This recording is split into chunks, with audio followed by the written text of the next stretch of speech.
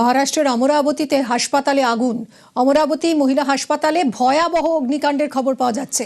হাসপাতালের আগুনে ৩ সদ্যজাতের মৃত্যু হয়েছে। ৩ তলা এনআইসিইউতে আগুন লাগে।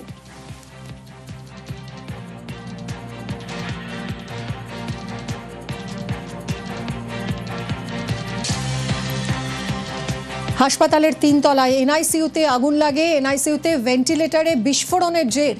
শর্ট সার্কিট থেকে আগুন বলে প্রাথমিক অনুমান। কাক ভরে ঝলসে মৃত্যু ৩ সদ্যজাতের। গুরুতর অসুস্থ আরও ৬ সদ্যজাত। বাকি ৩০ জন সদ্যজাতকে উদ্ধার করা হয়েছে। ভয়াবহ অগ্নিকাণ্ড মহারাষ্ট্রের অমরাবতী হাসপাতালে।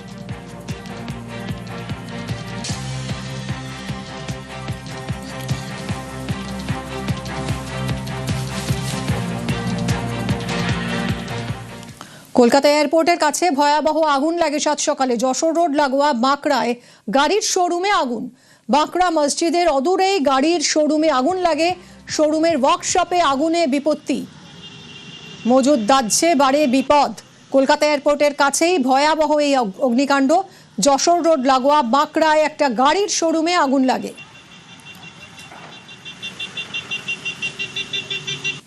বাঁকড়া মসজিদের খুব কাছেই এই গাড়ির শোরুম, আর সেই গাড়ির শোরুমেই আগুন। ভয়াবহ এই অগ্নিকাণ্ড। কি পরিস্থিতি এখন জানবো। সরাসরি সুদীপ্ত রয়েছেন ঘটনাস্থল থেকে আমাদের সঙ্গে। সুদীপ্ত, এই আগুন কি এখন পুরোপুরি নিয়ন্ত্রণে এসেছে? কিভাবে আগুন লাগলো কিছু জানা যাচ্ছে?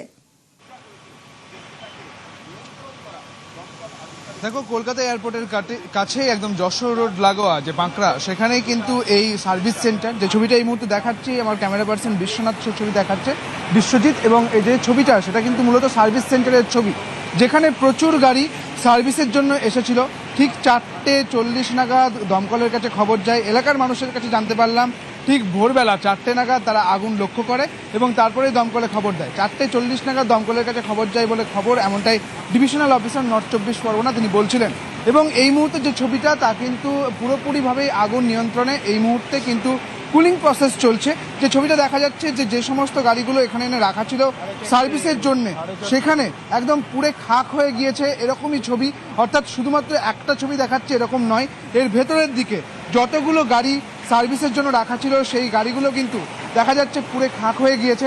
সেই ছবিটা একবার দেখাতে বলবো। বিশ্বজিৎ সেই ছবি দেখাচ্ছে। এবং মোট 21টি গাড়ি এখানে ছিল যা সার্ভিসের জন্য ছিল, সেই সমস্ত গাড়ি কিন্তু পুরে খাক হয়ে গিয়েছে। আমরা যখন ডিভিশনাল অফিসারের সঙ্গে কথা বলছিলাম যে এখানে কোনো ফায়ার সিস্টেম ছিল কিনা, তিনি বলছেন কোনো লক্ষ্য করা যায়নি। তবে একটা অগ্নি নির্বাপক যন্ত্র দেখা যাচ্ছে, তাও কিন্তু পুড়ে গিয়েছে। এবং এই পুরো সিলিন্ডার দেখা যাচ্ছে পুরোটাই কিন্তু একদম পুড়ে খাক হয়ে গিয়েছে। এই সার্ভিস সেন্টারে যেখানে দাঁড়িয়ে রয়েছি তার ঠিক পাশেই একটি গ্যারাজ রয়েছে, সেখানেও যে গাড়িগুলো ছিল সেখানেও কিন্তু আগুন লেগে যায়। এই ছবিটা এখান থেকে, অর্থাৎ সার্ভিস সেন্টার থেকে একটুখানি দেখাও যাবে। দেখা যাচ্ছে যে পুরোপুরি সেই গাড়িতেও কিন্তু আগুন লাগে এবং সেটাও পুড়ে গিয়েছে। অর্থাৎ যে অভিযোগ করছিল এলাকার মানুষজন যে ফায়ার সিস্টেম আসতে দেরি করে, কেউ কেউ বলছেন, কেউ কেউ বলেন যে সঠিক সময়ে এসেছে। এখানে দেখা যাচ্ছে যখন ডিভিশনাল অফিসার বলছেন যে বেশ কিছু গাড়ি পুড়ে গিয়েছে, কিভাবে আগুন লাগে এখনো পর্যন্ত জানা যায়নি।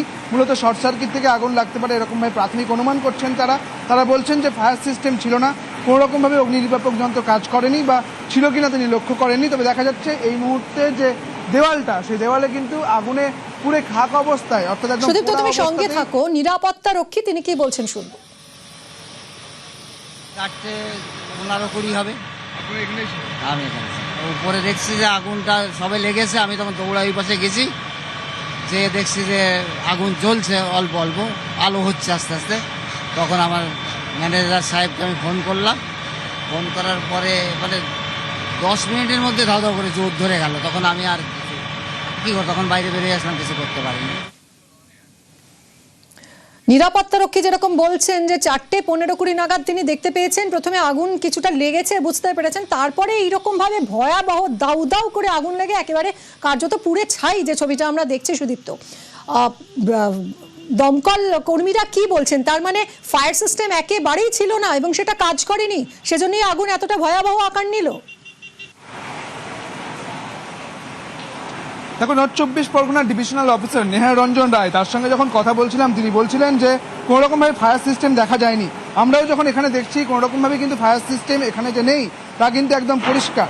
তবে যেটা বিষয় যে এই অগ্নি নির্বাপক যন্ত্র কিছু রয়েছে এবং তা সচল ছিল কিনা তা বোঝা যাচ্ছে না। দেখা যাচ্ছে যে যেভাবে দেওয়ালের মধ্যে থাকে ঠিক সেরকমভাবেই কিন্তু এখানে ইনস্টল করা রয়েছে এবং তাও কিন্তু আগুনে পুড়ে গিয়েছে।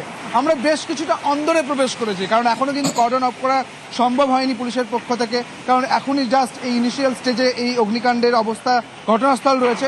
আমরা দেখাতে পারবো যে এই যে এখানে দেখা যাচ্ছে যে এক্সটিংগুইশার তাও কিন্তু রয়েছে এবং তা কিন্তু কোনোভাবেই কেউ ব্যবহার করতে পারেনি, এটা কিন্তু পরিষ্কার, কারণ একজন সিকিউরিটি থাকে, সে কিন্তু বাইরে চলে যায় প্রাণভয়ে এবং তারপর পুরোপুরিভাবে দাও দাও করে এই আগুন জ্বলতে থাকে। এই মুহূর্তে দমকল আধিকারিকেরা রয়েছেন, তারা কাজ করছেন, যে কুলিং প্রসেস সেই কুলিং প্রসেস চলছে, তদন্তের দিকটাও তারা খতিয়ে দেখছেন, অর্থাৎ পুরোটাই কিন্তু তদন্ত সাপেক্ষ। ঠিক কিভাবে আগুন লাগে, ফায়ার সিস্টেম ছিল কিনা, কাজ করা হয়েছিল কিনা, অর্থাৎ এই ফায়ার সিস্টেম ব্যবহার করা হয়েছিল কিনা, এই সমস্ত বিষয় কিন্তু দেখা যাবে তদন্তের পরে। এই তদন্তের বিষয় পুরোটাই। তবে দেখা যাচ্ছে যে বেশ কিছু গাড়ি, প্রায় 21টা মতো গাড়ি, এমনটাই সূত্র মারফত খবর পাওয়া যাচ্ছে যে 21টা মতো গাড়ি তা কিন্তু একেবারে পুড়ে খাক হয়ে গিয়েছে, সেই ছবিটাই একেবারে স্পষ্ট। অর্থাৎ মর্মান্তিক আগুন। তবে কোনোভাবে হতাহতের কোনো খবর নেই এখনো পর্যন্ত, এটাই জানা গেল দমকলের থেকে। মিমি, ধন্যবাদ সুদীপ্ত।